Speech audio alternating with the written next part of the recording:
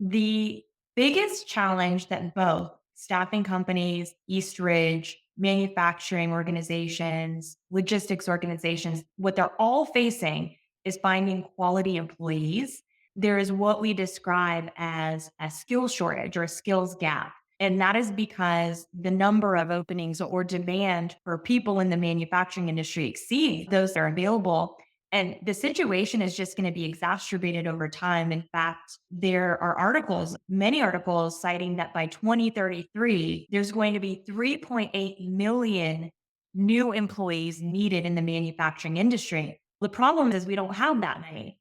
Half of these jobs will go unfilled by that time if we don't change our ways. So that is something absolutely that Eastridge is focused on. I'm sure other staffing organizations and specifically our clients in the manufacturing logistics space. There's three reasons why we anticipate this shortage. One is there is a retirement among experienced workers. You've got two different generations that will start to retire out, the baby boomers, and we've got a declining population. And next, we've got our manufacturing industry growth that we're seeing because, one, during the pandemic, many organizations had struggles with their supply chain. So they want to put more facilities closer to their US customers. In addition, you've got government incentives. We got the CHIPS Act. We have, I think, the Infrastructure Investment and Jobs Act, all of these things that are stimulating construction for manufacturing facilities across the US. So I think by 2033, there's supposed to be 300 plus more new facilities.